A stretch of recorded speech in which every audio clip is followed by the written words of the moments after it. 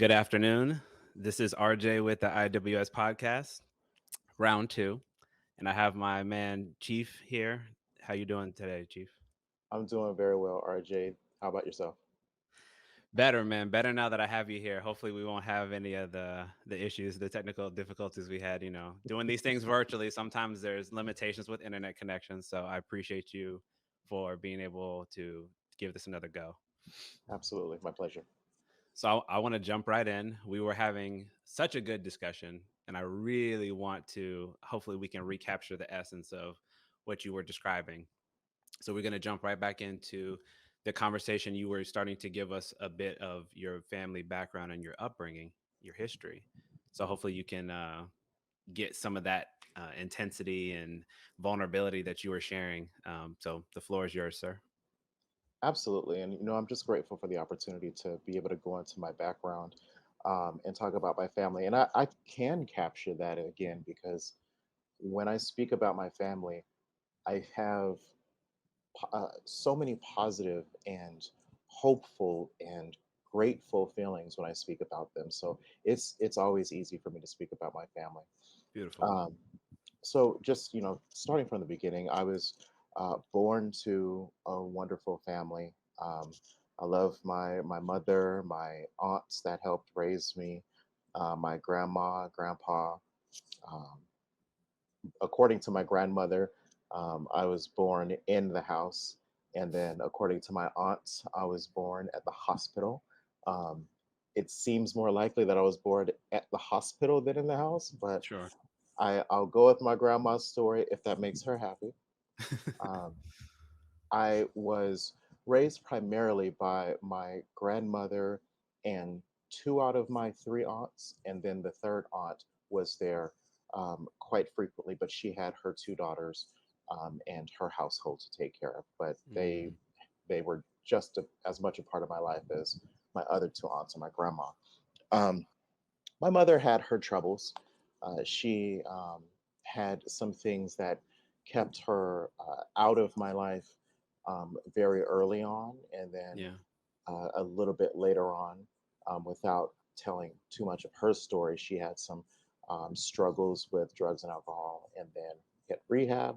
She was there for a period of time, and then she was sober for a very long time, and then had some troubles later on. And then, actually, as we sit here now, I am 7 years sober, so that means my mom is 8 years sober, Wow. which is really awesome.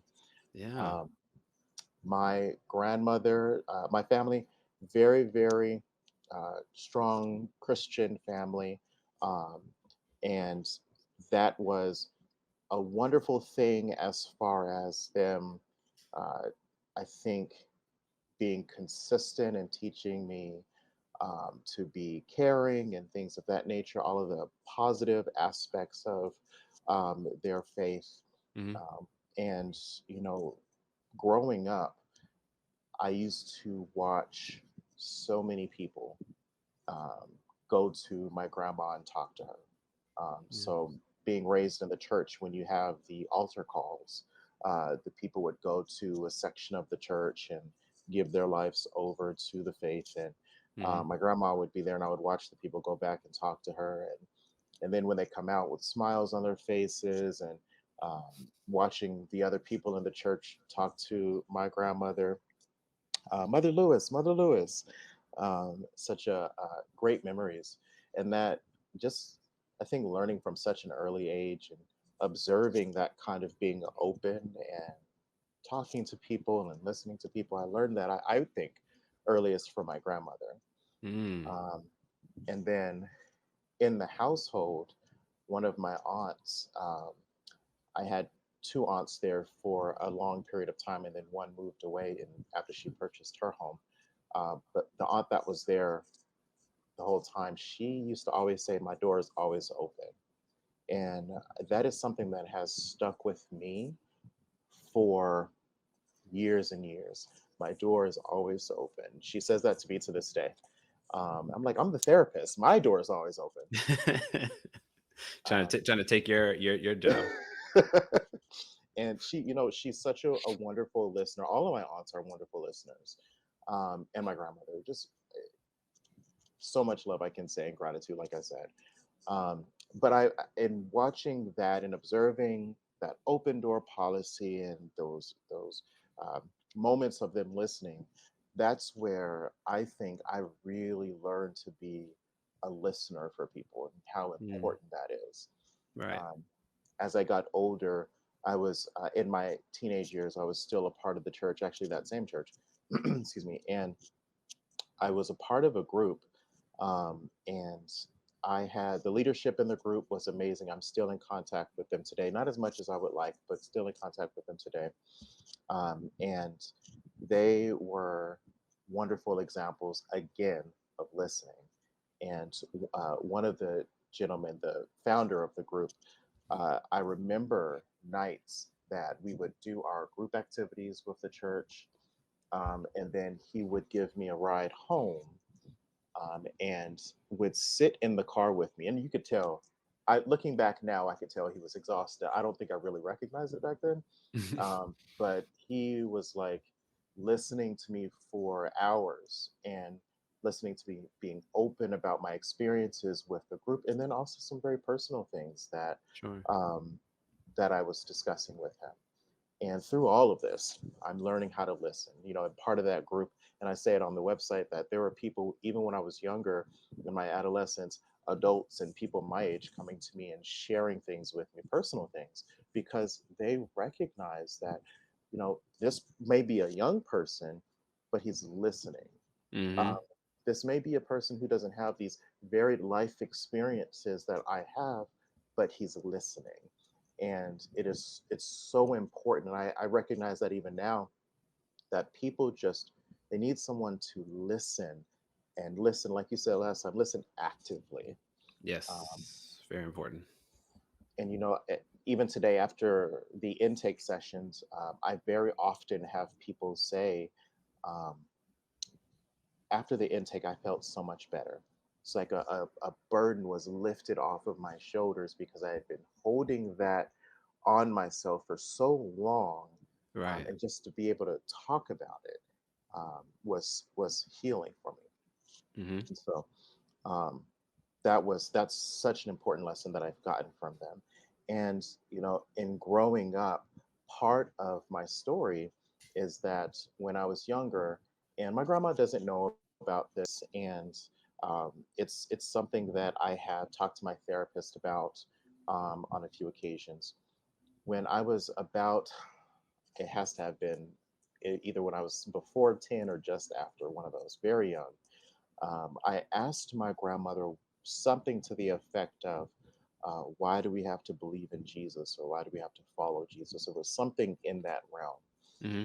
And I remember her completely pausing because, mind you, this is a woman, she is approaching 90 years old, amazing life, and the entire life has been in the church, and the Okay.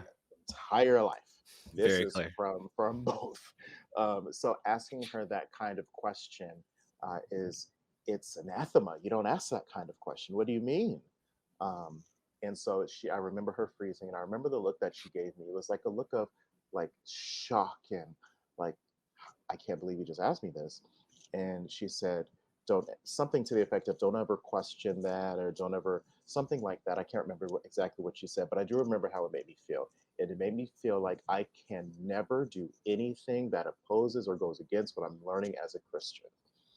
Remember Mm. that. So I remember getting that feeling so strongly.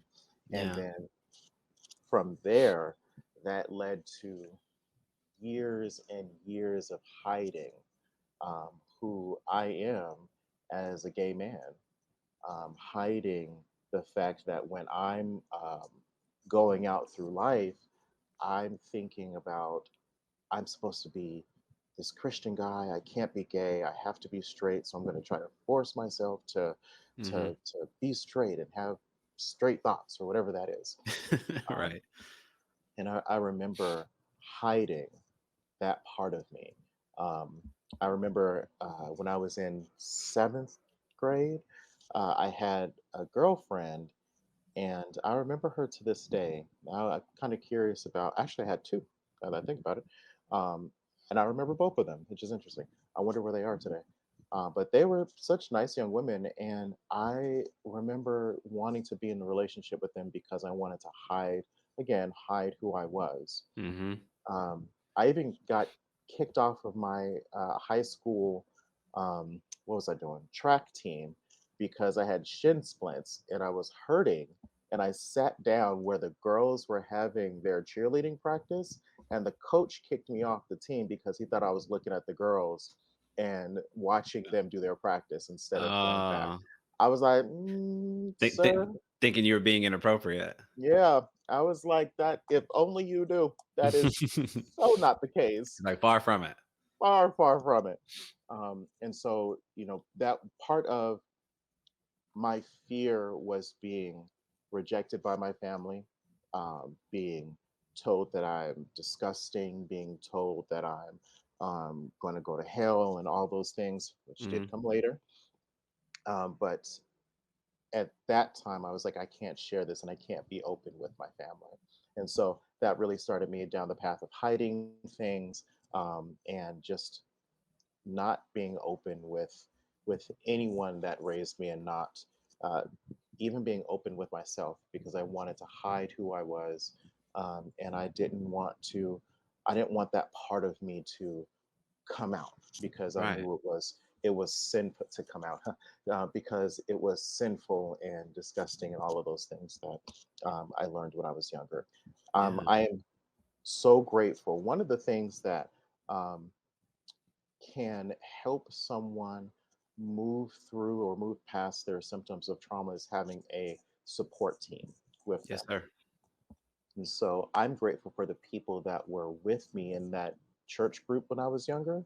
Mhm. The gentleman that I mentioned that would stay in the car with me for hours, uh, part of me conversing with him was about our conversations were about my sexuality, what I was Yeah. experiencing, what um, the things that I was seeing other people say about homosexuals, and saying about uh, me, that made me feel like trash. And yet, even despite those feelings, I had people there in my corner, that were on my side, that said, "We love you no matter what," and Mhm. that said, "You're still a part of this, and you're helping reach people and impact lives and things of that nature." So I don't. I wonder what would have happened if I didn't have that gentleman there, and then there was another woman. Both of them, like I said, I'm still in contact with. Both of them just had such a huge impact Mhm. on my life, and making me feel like I'm not some kind of piece of something because I'm gay. I'm still Mhm. human. I am loved, and all of those things. And so that was, a part of me up until I was about um, 16, 17. And unfortunately, I started, I don't want to say it's unfortunate. It's part of my story, part of my history. When I was, I think, 16, I discovered this site on the internet, and I started using it to find people with whom to sleep around. Mhm. And for a period of several years, I was just like, all that hiding and things of that nature, and telling myself I'm disgusting. And I started looking for love outside of the church, and I started looking for Right. it outside of my family because I was like, I don't think that they're able to give me. At that point, it's like, I know they can't give me what I need because I'm gay. Why would they want to? And so I'm out sleeping around. As I look back at it now, putting my life in so much danger, um, because I wasn't always safe. Um, Mhm. it was often at night. It was often just me with multiple people. I'm the fact that I'm alive here today is, in many ways, is such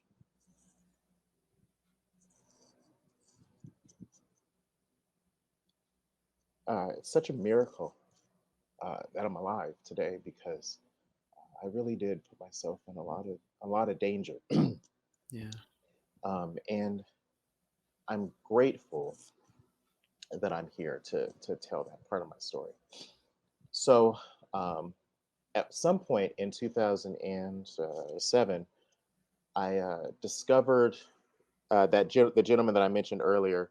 He really enjoyed this music from a particular artist. I don't know if I'm allowed to say his name, but he was in Philadelphia, and Okay.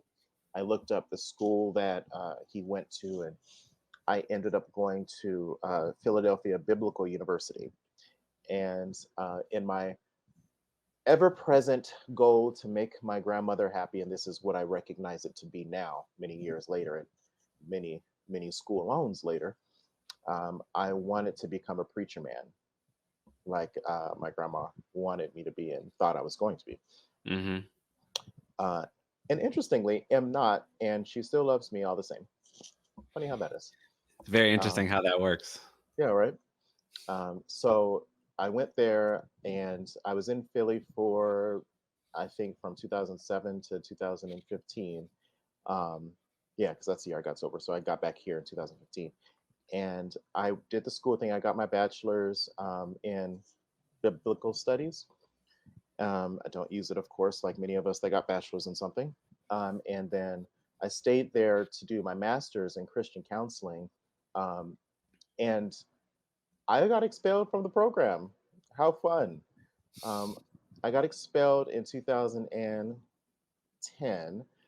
because I wrote a paper, and it was a cry for something. I don't know. I think it was a cry for something because I was blatantly and bluntly honest in this paper Mm. about my life and about the promiscuity. And I remember that the staff called me into the office, and there were at least two of them. And I just realized, as I'm thinking about this right now, I harbored so much hatred toward them for so many years, and I hadn't even thought about it until now. I have no hatred toward them right now.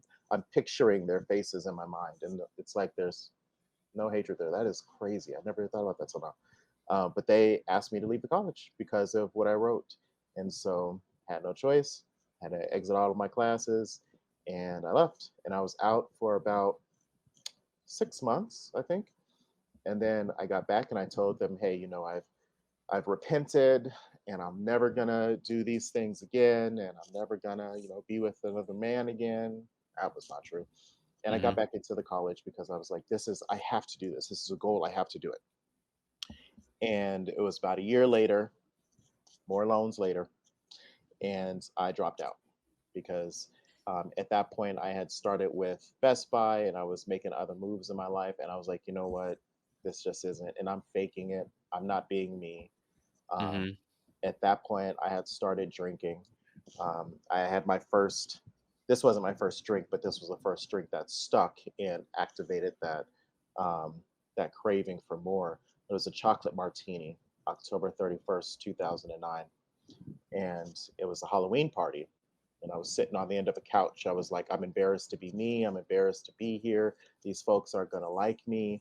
And I remember sitting on the edge of the couch, like with my legs crossed, pointing toward the door, like I wanted to escape, because I probably did. And I got that chocolate martini and was off to the races. I started at first, and like we say in AA, at first it's a party, and it certainly was. And it was shots for everyone, and it was Mm-hmm. let's go to this club and let's go to that party and let's get blackout. And oh my god, it's so, again, put my life in so much danger.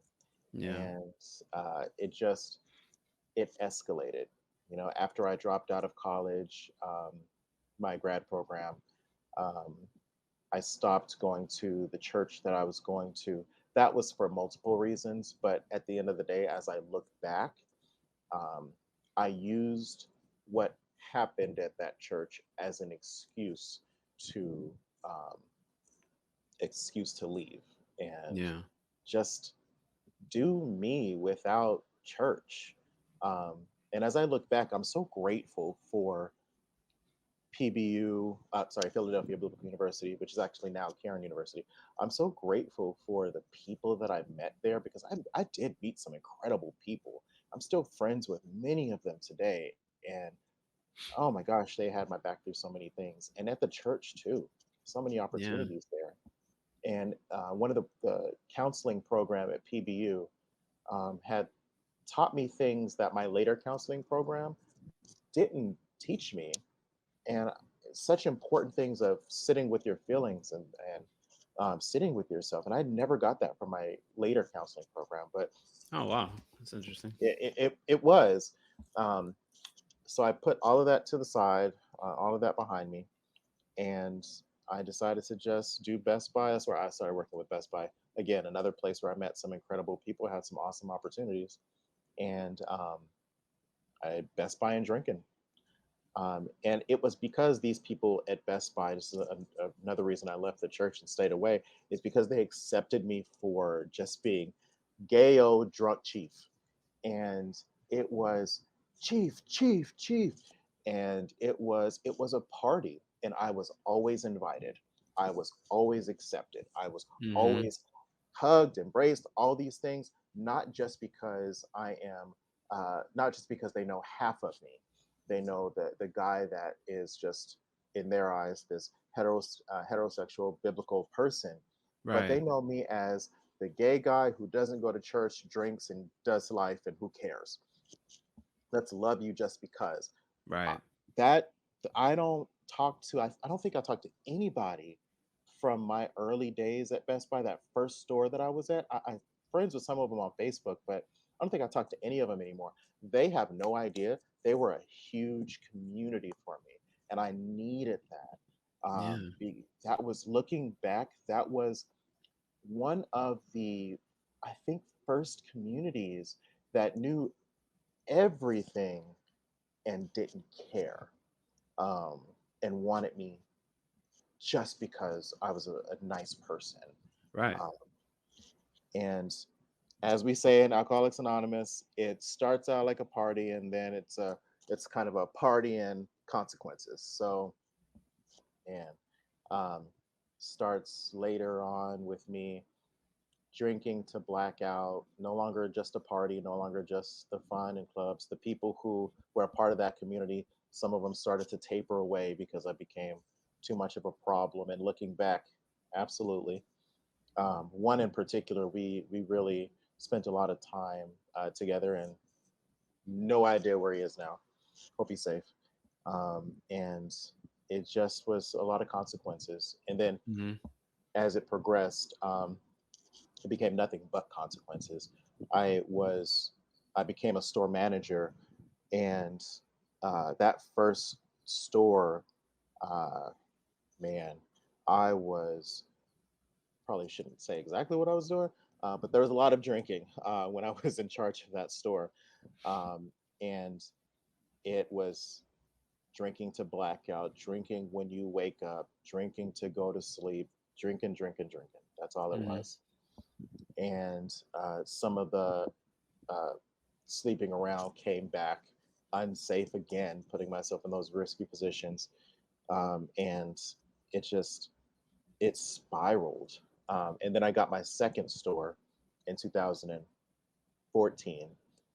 Uh, I actually was doing a little bit better. I was doing a little bit better from when I got that store February 1st, 2014, to when my mom had her stroke in August of 2014. And then I came back to Vegas, and there was no pressure. There was no, because I left somebody in charge of my store. He did a better job with it than I did. um, but I left him in charge of the store. And when I was back here for about 2 months to help see after my mom, Mm-hmm. and when I got back, all of that pressure came back, especially when I came back right by the holiday. So you have Apple dropping things, Samsung dropping things, and all these numbers, numbers, numbers. Oh my gosh, meetings, meetings, meetings, and all that pressure came back, and that drinking came back full force. Uh, Mm, okay. I, I mean, again, drinking when the sun rose, drinking when the sun set, drinking because I was happy, drinking because I was sad. Oh my god. Take a trip, don't take a trip. Like it's all kinds of reasons that I was just drinking just to exist, just so that I didn't have to feel Right. those overwhelming feelings of being a failure, of not being good enough, of not this and that. Yeah. Just Almost drinking for numbness. just to completely numb myself. That's what it Yeah. was. And then in 2015, I attempted to uh, complete. Uh, I hope this isn't. I don't know where this is going to be posted exactly, but I attempted to complete suicide Mm. um, 2 times. 2 times. It was not obviously not to go into detail, but I remember both times, and I remember just thinking I'd rather be dead than to have to continue to exist. And it In this was, way. yeah, yeah, it was bad. It was bad. And I remember being like the bot. I remember I tell this story in my groups all the time, my AA groups. Um, I remember seeing the bottles, like so many bottles just all around me. It was like I would just finish one and toss it to the side. Oh, come on. Finish one and toss it to the side, and then just grab another one and move on. And I was so, I was so miserable. I was Yeah. just miserable. And I've, I think back to that time, and I, I'm just grateful that how I tried to complete it, it didn't work either time. I'm so grateful that it didn't work either time because I am so happy to be here on the other side of that to be able to share this. Yes, sir. And so I moved back to Vegas and I stepped down from the leadership role of my store. Interestingly, talking about support, my HR manager and my district manager at the time, they don't know how, I don't think they knew exactly how much I was drinking, but I remember them telling me that I need to slow down and that I need to take care of myself. And Mm. both of them were happy for me to step down and move back to Vegas. And not just because I'm a person, the GM of a failing store, and not just because they could get a better GM in to replace me, which they did. It was genuine. We Yeah. care about you. And I felt that. And I have no idea where either one of them are today. But if I ever see them, I would be happy to tell them how my life has changed so much over these past 7.5+ years. Yeah. So I moved back to Vegas 2000 and July, mid-July 2015, and I moved back in with my family, hid my drinking, hid my sexuality, just was still in a state of hiding, hiding, hiding, hiding. Forever trying to find myself by going to church and pretending to be something I'm not, hoping that I'd become straight, hating that I was black because I was like, oh my God, I everyone tells me, oh, you talk so white or you're blah blah blah. I'm like, what does that even mean? Why do I always feel like I'm not accepted in any community? I feel Yes, like I'm sir. not accepted in the black community, not accepted in the gay community. I'm like, I always feel like an outcast. What is this? Um, and so just again, still drinking, drinking, drinking. And then on October 2nd, yes, October 2nd, 2015, it was my last night drinking. And it lasted into October 3rd, and October 4th is my first day sober. My aunt, I went to a bar I'd been to a bunch of times, and at this point, I had been to 2 or 3 AA meetings. A friend in Philly introduced me to my first one in 2014 or 15, and I'm so grateful to him, so grateful to him for introducing me. Um, I went to a bar and ordered something I had ordered and purchased for myself hundreds of times before. No different. Nothing was different. And yet somehow I blacked out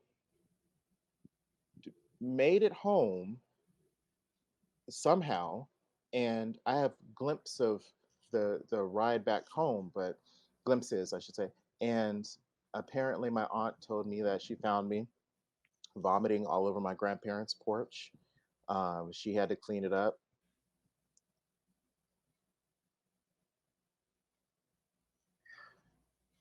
Come on. And that I remember that next day after I woke up talking to my grandpa and asking it. I wasn't talking. I was like, I was in a frenzy. Yeah. That's the best word. I was in a frenzy. I'm like, if you want me to move out, I will. I'm so sorry. All these things I was saying, and he was like, "We don't want you to move out. We just want you to stop." That was pops for you. He's an amazing man. He was an amazing man. And it just something about that one, because I've had some, I mean, I've been on the side of the streets before. I've been glasses over there, wallet and keys over there. I've been in some situations, passed out on the side of a bank. Oh my God. I have been in some situations. Hmm. In some embarrassing situations, people that are like, don't come back kind of situations. You're kicked out of this club, but my friends are there. How am I gonna get home? Kind of situations. Like, I've been in some bad situations. This one, this was it. I think it was the disrespect to my grandparents that Mm. really was the thing. Like the disrespect to these people who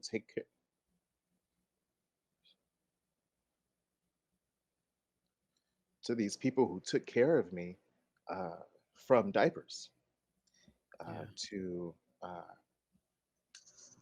to have this, to see me in that state. Um, I think that's the thing that did it for me.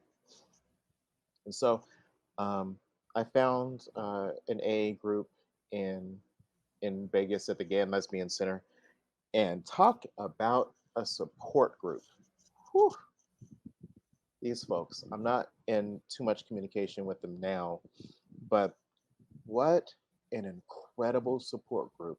The stories they can tell of my early days in AA, I was like, do I have to stop drinking? Can I just like slow down a little bit? Can I just drink a little bit? Which for some people is an option. Some people can slow Right. down. Some people can, drink a little bit, whatever. More power to you. That's not my story. That is not my story. I I Yeah. do I do too much with energy drinks. I used to have cans and cans, just like the bottles before, but now it was replaced with cans and cans of energy drinks. I There you mean, go. Red Bull, y'all owe me some money because I was a Red Bull fiend. Um, so it just, I found this AA group, and I am so grateful for this AA group. Um, I was with them. You're not moving. Can you still hear me? Yes. Okay. I don't know. Something happened. It said something. Something was wrong with the signal. It Do looks you want okay to? on my. It seems okay. It Okay. seems okay. Okay. What's the last thing you heard? You were just talking about following up from the AA meeting, and then it Yeah. kind of froze out. Yeah. Yeah. Yeah. So just a wonderful group of people, and um, I I started going there in October, I think October or November, something like that, of 2015, and they were a group that really took me in from day one.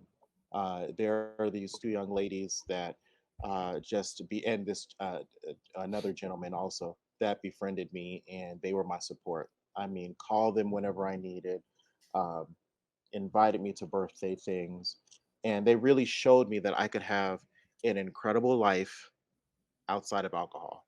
I could have an incredible life sober. Um, and I remember back when I was drinking, I was like the man of the party, so funny and fun and all that stuff. I could still that be that way sober. I didn't Oh know yeah. that. I did not know that. I think we get that confused sometimes because it's easier, right? When you have the substance in you, because it just sort of lowers the inhibitions, makes it a little more comfortable to engage with people. But then you Yeah, might think, okay, well then I need that in order to become that type of person. absolutely. And I thought until then that I needed that to be chief, chief, chief. And I eventually I came to realize that I can just love myself and all of that, but that still took years to for me to get to where I am now. Of course. Um, so I was still at Best Buy, but at a step down role, no pressure. Well, I won't say no pressure, much less pressure. Um, and I was grateful for the GM that took me in here, my first store here, because he was like, "Why does this GM want to step down to this role? Like, what's going on?" But he took me back, and he's an awesome guy. He eventually moved, and the GM that took over for him is a huge part of why I'm a therapist today.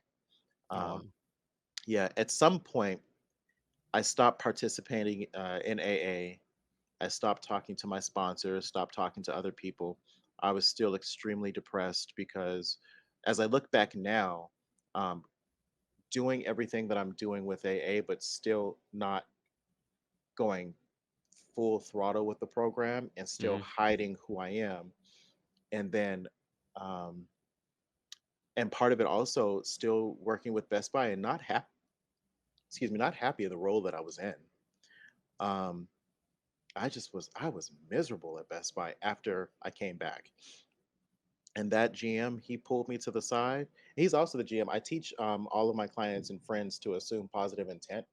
Um, Mm. and and my boyfriend loves to remind me, "Aren't you supposed to assume positive intent?" And I look at him, I'm like, "Thank you. Like I taught you that." Good skill to be aware of, right? So we're not always Right. assuming, the worst in people Right. or malintent. I love it. I love to utilize what he taught me in that time with him. But he took me to the side and he was like, "Chief, I believe in you. I believe in you, but I also know that you're miserable. And even though I want to see, I don't know exactly what he said, but it left me with the feeling of, even though I want to see the best for you and I want you to thrive here, I don't think you want to be here." And it wasn't like one of those, just get out of here so I can hire someone else. Right. Again, just like the other district manager before him, I never felt that way. I felt like you genuinely want to see me do better and be happy. Hmm. Um, and he and I are actually still in contact today. We do a little bit of business together on the side. And so he encouraged me to go back to school. And I mean, me being a therapist now, I attribute that, like, I tell him like 70% of that is because of you. Um, Hmm. and so I looked for my school options, and I landed on the school that I went to, and I'm grateful for this school. I still feel like the school at PBU taught me some additional things that this one didn't, but Right. this is the one where I got my master's from. I graduated with my master's in clinical mental health counseling in May of 2019, and I graduated with my drug and alcohol master's in December of 2019. This is 22, right? Yeah, so December Yeah. 2019. Um, Yeah. and so I did my internship, um, and The post grad one or the pre grad? Because so usually we have to do both. yeah, I did my student internship at various agencies here in Vegas, and I was Got you. grateful for the opportunities that I've had during my student internship and state internship. And Got you. it's so funny. I try to live my life not. Let me just say it first. I try to live my life to be as polite and kind to people as possible because you never know where in the world you may meet these people again. Same. And I don't do that to gain something. It's just, first of all, just be kind. First of all, It's um, an easier way of being, I would say. I would agree with you. I would say. Um, but a friend of mine from um, high school, yeah, she and I have remained friends to this day. We're also doing business on the side, and as you get older, you start doing businesses and things like that. And she introduced me to someone from high school who I knew in passing, who has an agency, and she was able to take me on as a student intern. And Wow. this was at a time where I was like, how are things going to work? I was at two different agencies that got shut down. Um, and I was just like, what is going to happen? And I went to another agency and I was so excited because I'm like, they have so many therapists here and they have all of these different programs. I'm going to become a this and a that. It's going to be amazing. They had to let me go, unfortunately, because they couldn't come to an agreement with my school. I was like, ugh. So I was terrified. And then I was able to get into that agency from a woman who knew me in high school. I'm like, It's it's what? amazing. It's amazing how sometimes those things come full circle. It was absolutely amazing. And so I finished my student internship there. And then, yeah, and then I got my, that's right, I finished my student internship and then I got my state internship. And then that's when they started to pay me as an intern. And then, which was awesome, a paid intern. That was fantastic. So I'm so grateful for that. And then I eventually got my, that was 2017. And then in 2000 and no, oh my gosh, I got my years mixed up. That was 2020, that fantastic year. Don't we all just love 2020? Oh, we're gonna get to that. And Definitely gonna talk then about I got my full license last year. Yeah, last year, 21. Um, and I never finished pursuing my drug and alcohol license. Um, Part of the thing that I wanted to do when I was younger was to be a fully licensed mental health, fully licensed drug and alcohol. I'm only halfway to my goal. I plan on finishing that someday. And I opened up my private practice. Actually, I bought my first house or closed on my first house and opened my private practice both December 2019. that. Um, Wow. and that was after, I mean, just years of sobriety, years of Mhm. working the program. When I did finally start working the program again, um, I started looking inward so much more, and those feelings of a lot of those feelings of I hate myself, and there's nothing good about me, I'm not good enough, this, that, and the other. Those Mhm. feelings just started to fade away slowly but surely. um, Yeah. it They came back a little bit because I tried to enter the Navy and I couldn't because I have a birth defect that was just outside of their limits. I was like, come on. I took the ASVAB and everything. I was like, ugh. Yeah. So those negative feelings started to come back a little bit, but over time, they have melted away. And I can say, as I sit here now, having been in business for a while, having been sober for 7.5 years at this point, um, and just the life that I live right now, it's it's it's incredible. I've had some ups and downs, of course, as everyone Sure. does. I really fell for someone in sobriety. He was also sober, and he unfortunately suddenly passed away in 2020, and that was one of the most painful things I've ever experienced. I shut down, but I'm grateful that I wasn't. I still have community, which I kind of walked away from because of grief. Yeah. Um, but I remained sober throughout all of that, Beautiful. and was able to meet my current partner, who's an amazing person, and the dog.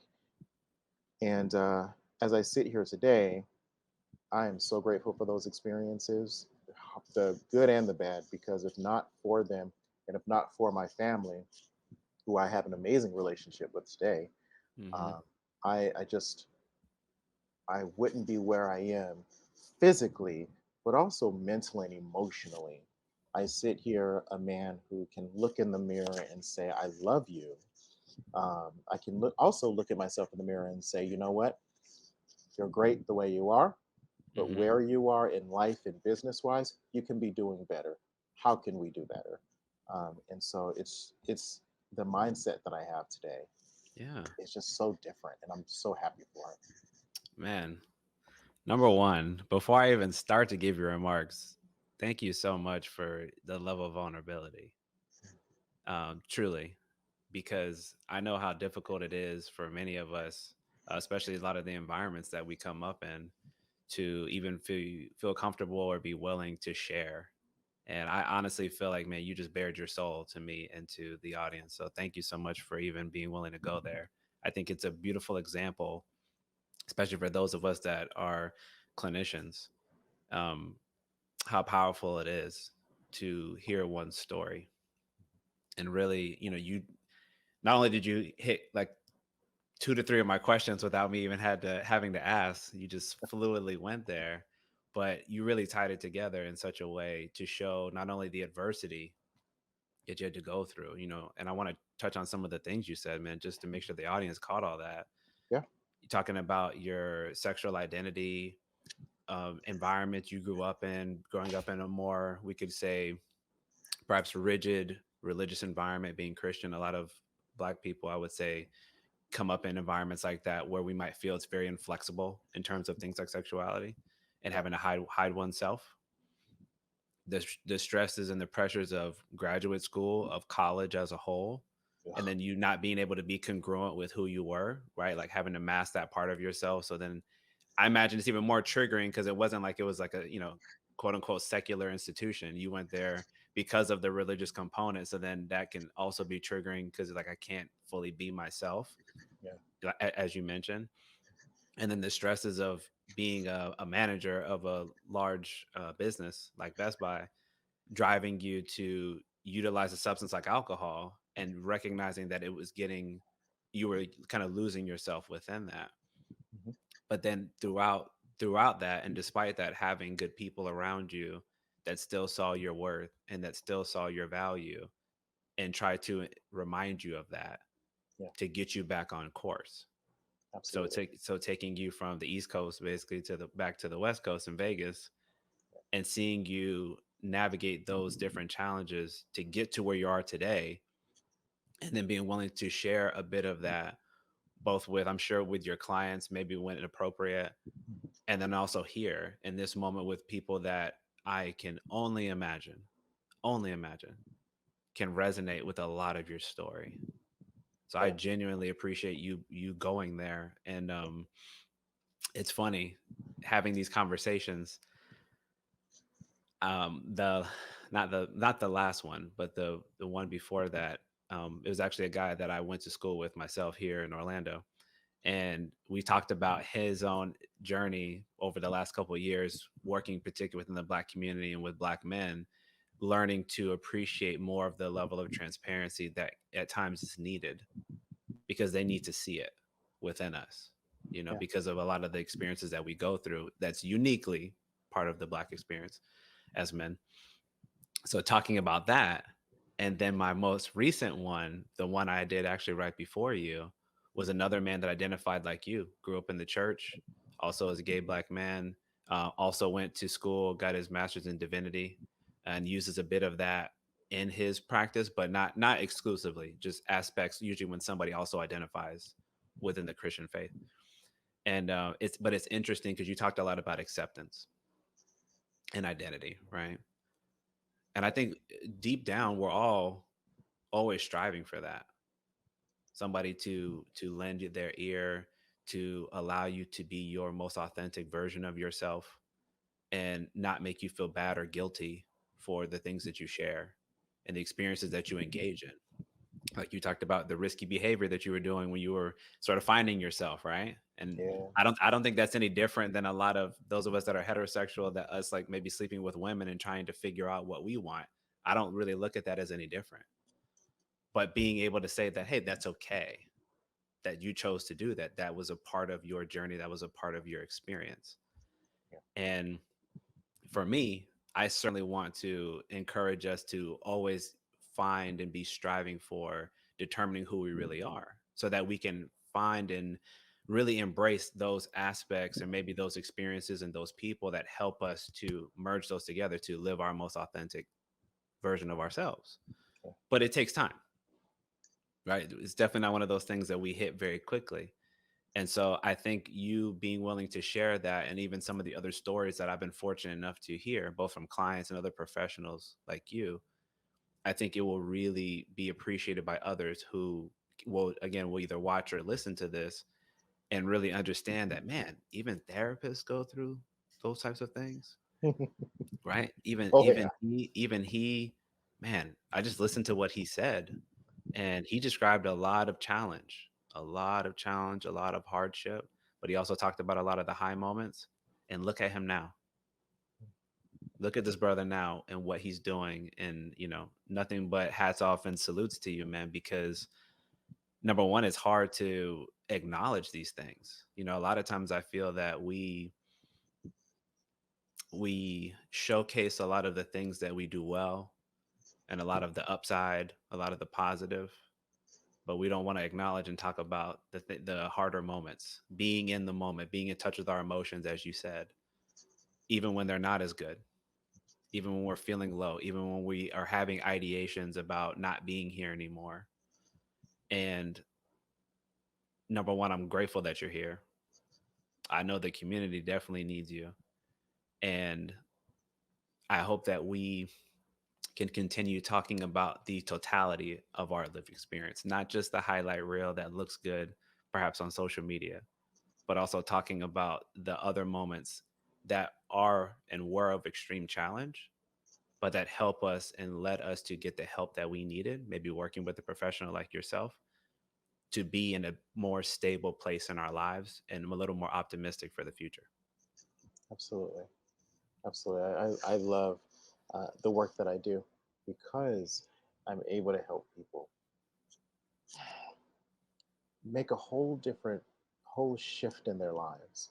Hmm. And they move from thinking that there's no way that my life can change. There's nothing good that can happen. This is always going to be the way that it is. I'm like, I don't know if you remember the old slogan. I don't even know if it's still around, but it gets better.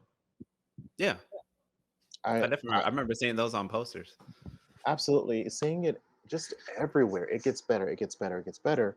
Um, and it just being on this side of my life, I Hmm. can say that for me, things got better. Things got Yeah. so much better. And that was in large part because of the incredible support system that I had around me. Um, I think it was in large part because of the years that I've spent going to therapy, Yes, sir. and just just all of those components together are how my I've gotten to this point, how things for me have gotten better. And I hope that people, if nothing else, I shared with you before, I did a radio interview a couple days ago, and one of the things that I really hope I made clear is that reach out reach out to a therapist, reach out to a support system of something, because you don't have to keep all of the hurt and the pain inside. Yes, sir. You can reach out for help. There are people who care. There are people who are trained, and who want to help you heal, Yeah. and to realize that there is hope. There's hope, and it gets better. Absolutely. I'm going to second that. I'm going to go ahead and do a quick little PSA because I support that 100%. And we talk about that a lot on this channel. And even in the interviews that I have done so far, we want to make it abundantly clear for anybody out there that's struggling, that's having any hardship, or maybe you're keeping a lot of things inside and you're not used to having a community of support or anybody else to engage with. That is precisely what therapists can do. That is why myself and Chief are here and other brothers and sisters out there of all backgrounds who do this type of work, because we want you to understand that you don't have to go through these journeys alone. It is important to recognize if something is wrong, to start reaching out for help, definitely sooner rather than later, because then you can start that path to healing, as Chief was just describing, and you can actually start feeling better and get to the other side of it. But the sooner we start, the sooner that we can get there. So I 100% second that. And I would only hope that any of us that do this type of work would also concur with that point. Because I think a lot of us, not uniquely, but many of us that do this type of work have gone through different and various challenges in our lives. Not that our method is the only method to overcome those challenges, but it is a way, it is an alternative viewpoint. It is a perspective. And I think when you're in the thick of it, it's hard to imagine anything like you were talking about. It's hard to imagine anything other than that, other than despair, other than hardship, other than heartache. And then we can maybe give another side, hey, I was in a similar position as you. these are some of the things that I did that helped me to get over it, like going to AA, like finding community, like being able to connect with family or friends, perhaps. So we definitely want to make sure that that is paramountly clear to anybody who's listening. Yeah, Now, absolutely. I do want to ask you, because, like I said, you did cover a few of my questions so far in your experience now practicing, and however far back you want to go. What has your experience been like being a Black male therapist in the field? Because we know that we are a much smaller minority within this working profession. Mhm. I've been called a unicorn Mm, on multiple occasions. I'm like a unicorn because apparently we are just very rare hmm in this field, and I I never realized that more than when I go to conventions or when I go to trainings and I look around at the sea of people and not a lick of color in sight. I'm like, man, or if there is, there's like a dollop here or there. yeah, Um, and then we're kind of sprinkled in. we are like, wow. And then um, you look for a men, black men, and there's so few. I did a training very recently, and it's the same situation. It was all women, all women, Yeah, yeah. period, point blank. And I was like, well, at least I'm here. Um, so it's been a very interesting experience with that because um, I've had people come to me, especially at the agency where I did my student internship, because Mm. the it was very representative of African Americans. So the CEO is African American. Oh, Most of the okay. therapists were African American. I don't know what the demographic is now, but Okay. at least while I was there. And so I did have quite a few people coming to me looking for a black male therapist, specifically Yeah. for their sons. So I worked with a few young men, black young men of color, actually, because I worked with a few other outside of black, pardon me. And then also at my current agency, I my current agency is the one where I finished up my state internship, and they've been kind enough to let me stay. And so I've seen some people who have been looking for specifically for a black male therapist. And then also in my private practice, Right. I've had quite a few black men come to me because they're looking for a black male therapist. And I've heard time and time again, we've been looking, we can't find. Um, hmm I've gone through the names on my insurance um, because the insurance people can give you like a form or something. And here's all the therapists in your area. Right.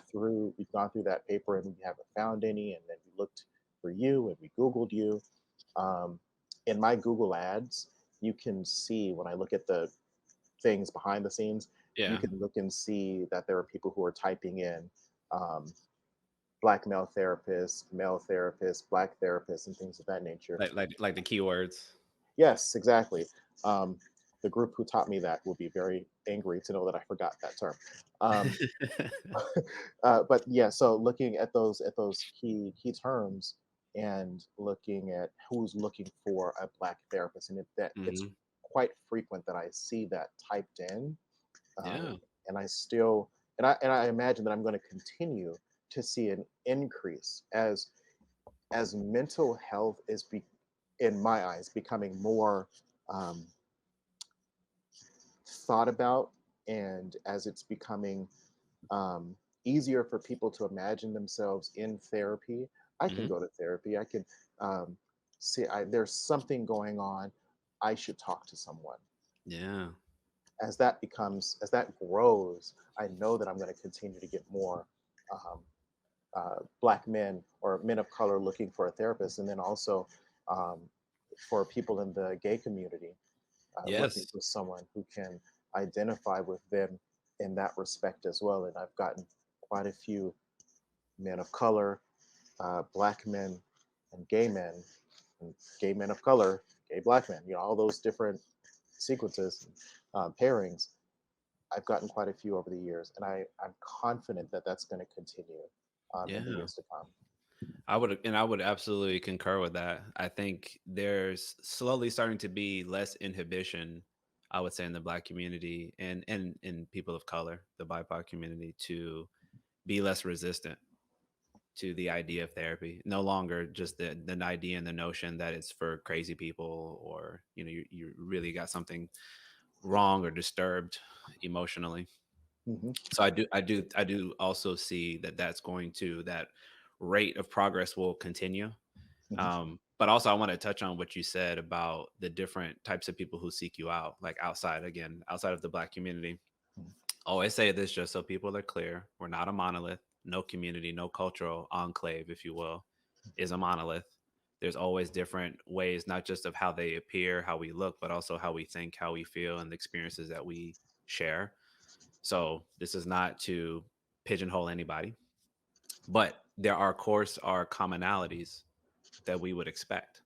So what, even when you mentioned, you said having some Black men, some gay men, some gay Black men seek you out. Like, I've had that too, and I'm not a gay Black man, but I will of course be there for that experience for them to be able to share, because you talked earlier, of course, about acceptance and sort of not feeling like you're being ostracized or being like an outcast.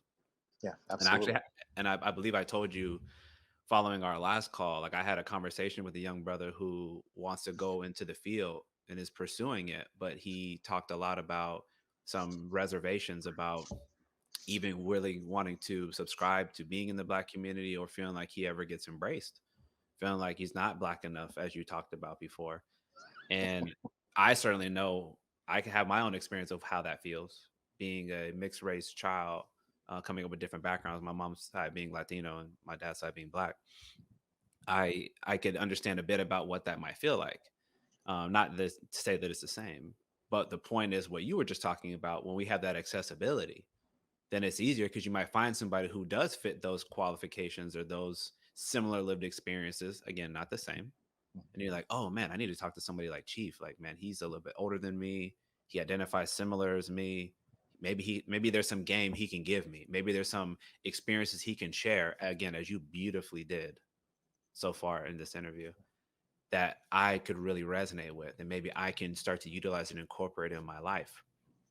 And that to me goes back to the essence of what we're doing here, the essence of this platform and what we're even trying to talk about. We want to normalize those conversations always. So those of us that are on this side of the equation, not talking about just being the provider, but many of us who have also gone through therapy ourselves and are very honest about it, we know that it's important to be able to be available to those that are very much in their journey. And especially when there's a lot more of those commonalities that we share, because it will decrease the resistance that people have to actually entertain the idea of coming to therapy. Because you're like, I'm gay, I'm Black, I'm a man. He's not me, but man, he is. There's a lot of similarity. Yeah. I I should definitely go talk to this guy.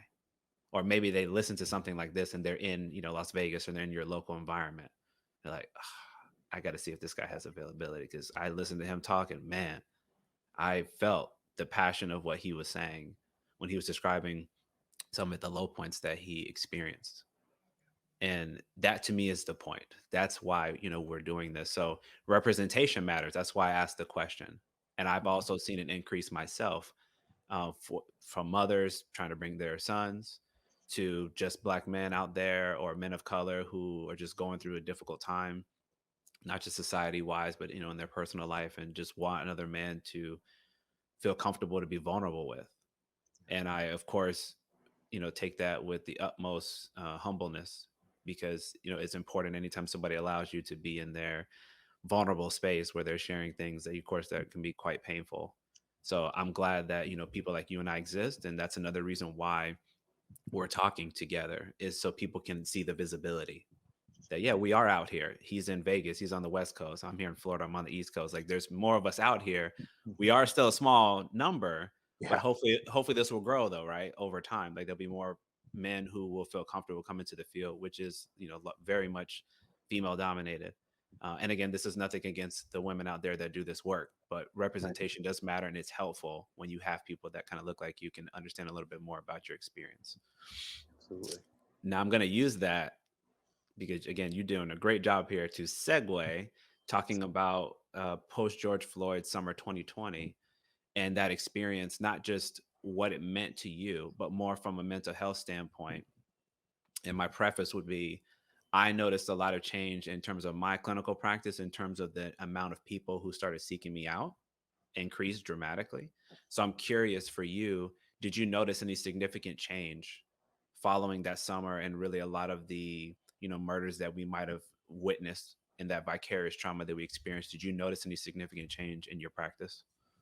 In my practice, specifically at that agency that I was at the time, absolutely. I noticed a change in the increase of African American men coming in, wanting to talk about what was going on, Hmm. um, and wanting my perspective, which was hard for me to talk about because I was struggling through that as well.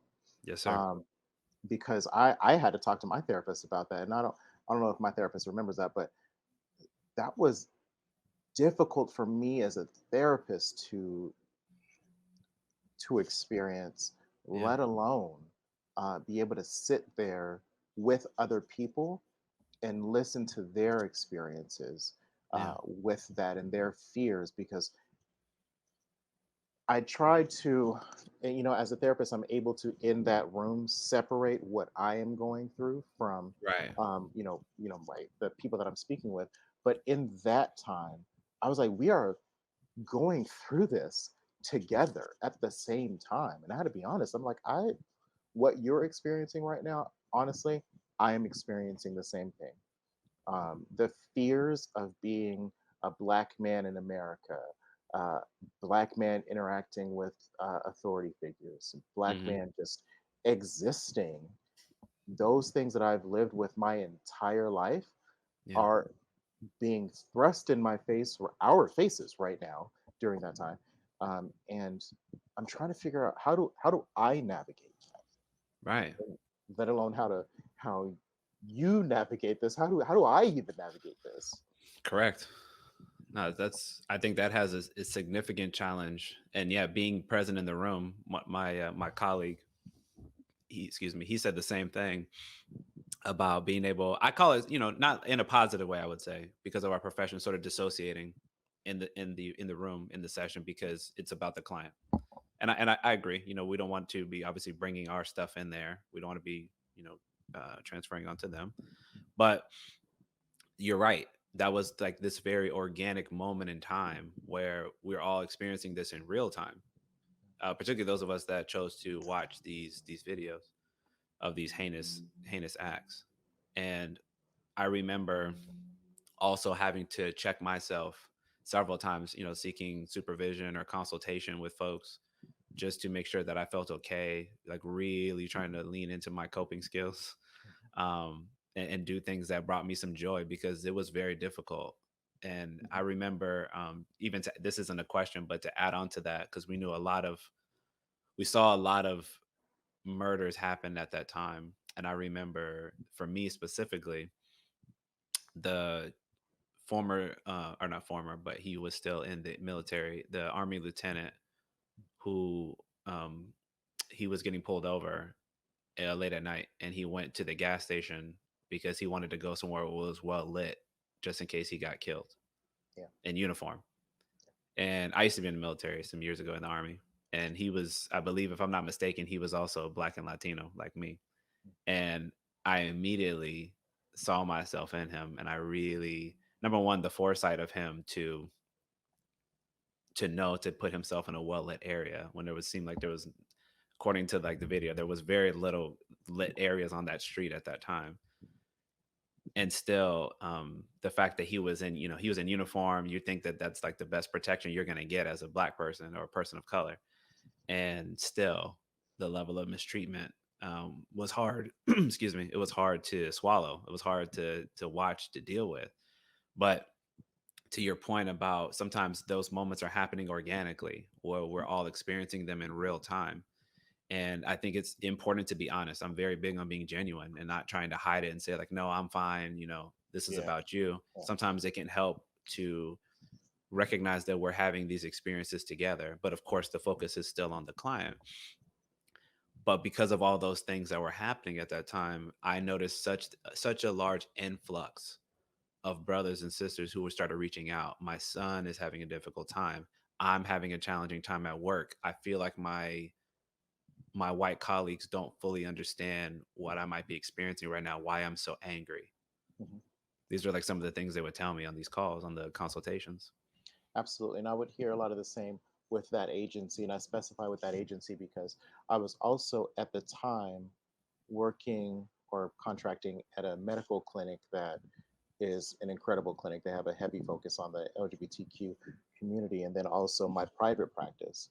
And I didn't see the same kind of influx, but I think it's because that community, that agency has such a huge footprint with the African American community. And Gotcha. that's where I was getting those phone calls and emails and messages and things of that nature Yeah, about the people that are what they're experiencing as they're going through this. Um, absolutely. and then that time myself, what going out and being part of the different marches and demonstrations and things of that nature, because I felt like I have to say something.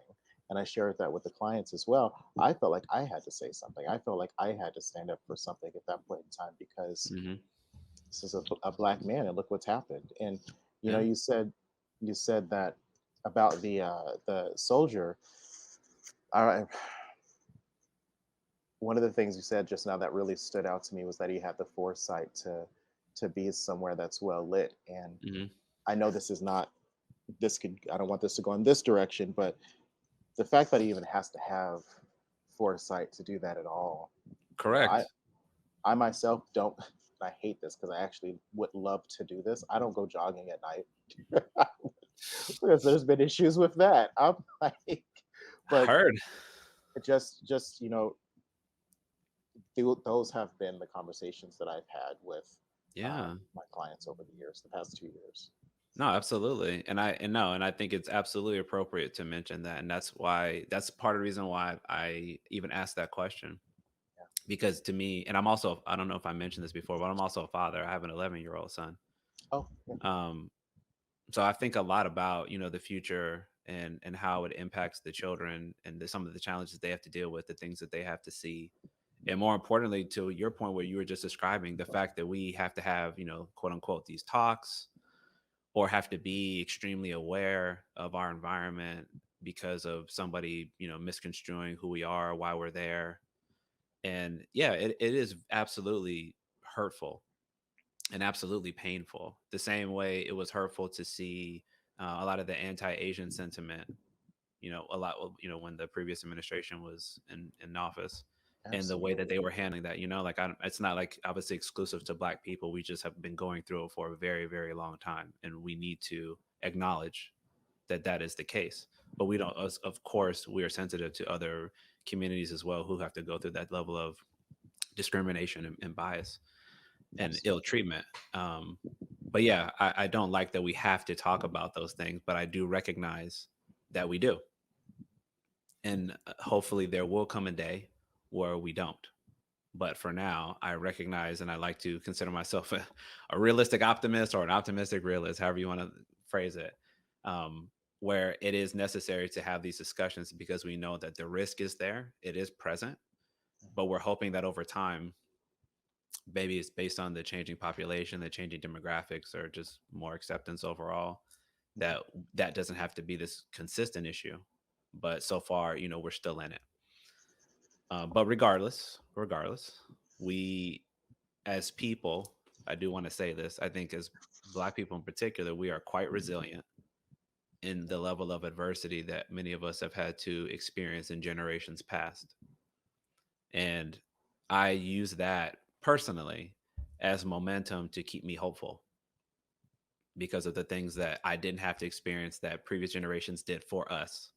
So there's things that we have to do to make it better for the ones after us, like always trying to pay it forward, right?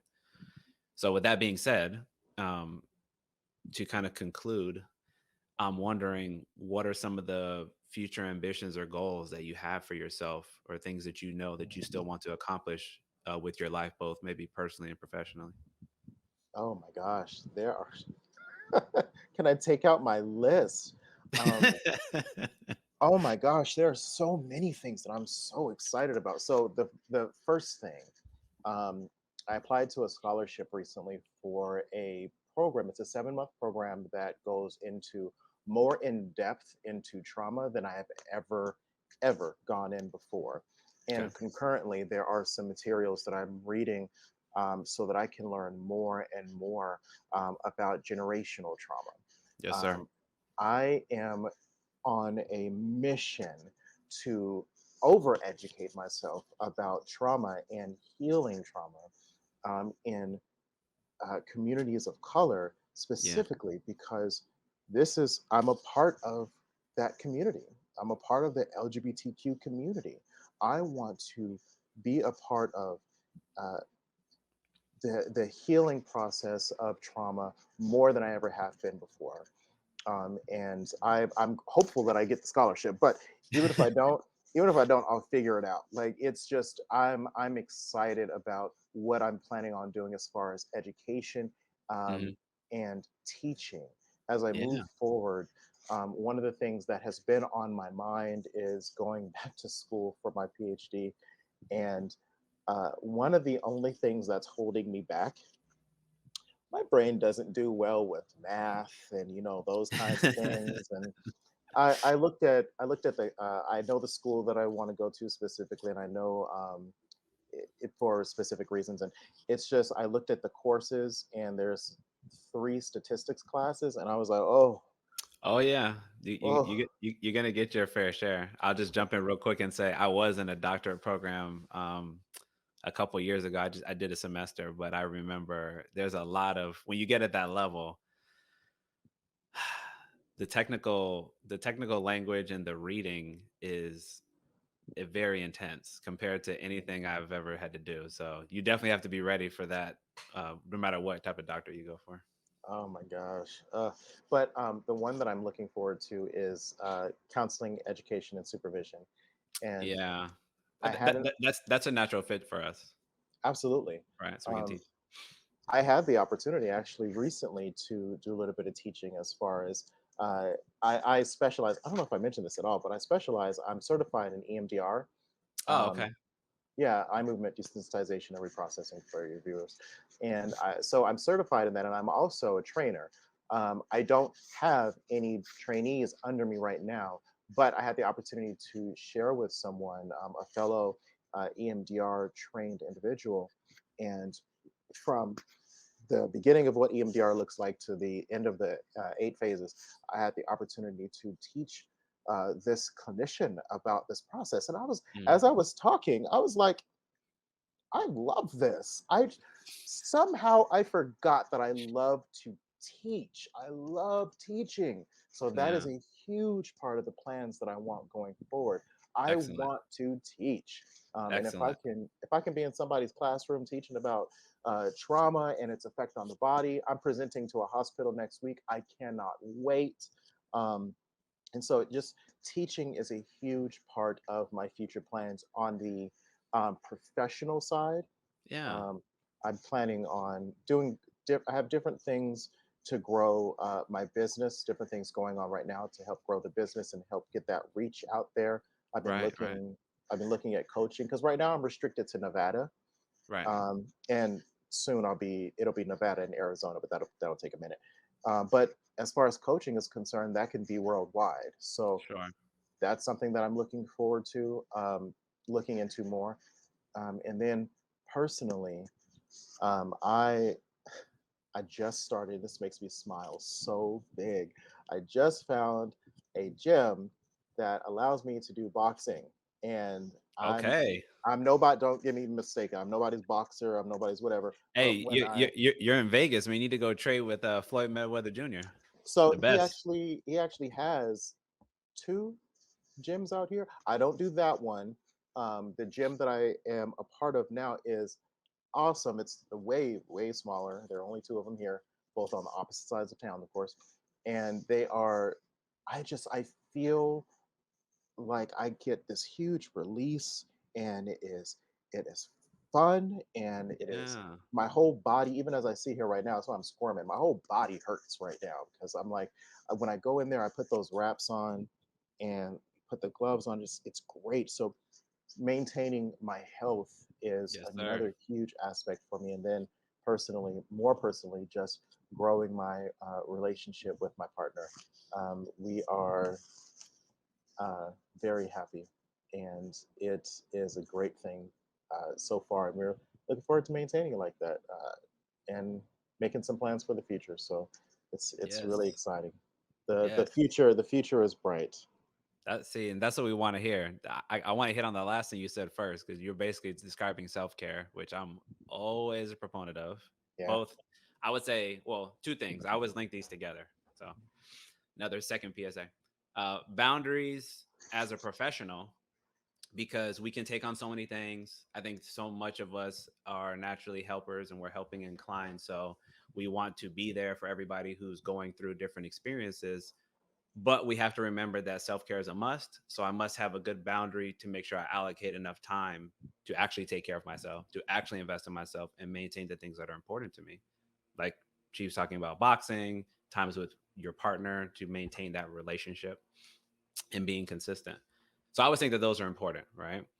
Now, back to the other point you were mentioning, when you're thinking about the future with teaching, I Uh, always find that one interesting because number one, like we do that in our clinical practice with a client, right? There's certain things like we're teaching and also that they're teaching us. mm-hmm. But you talked about being able to teach, like at the, I would say more or less, it seems like at the university level, right? If you're going to go get your doctorate, I would imagine.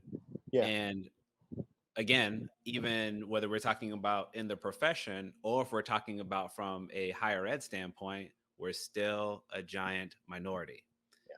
and minorities within the minorities. So, of course, we need more brothers like you who would go into the field. And it's interesting you said when you were talking about it, you reminded me of my peer because when we did his interview and we were talking about it, that's precisely what he was saying, adding to the body of knowledge, but being done from a more multicultural perspective, particularly from a Black perspective and a male perspective in the field, because we that's not often represented in the literature when when we're going through school or when you're doing the research, and he's very inclined in doing that type of stuff.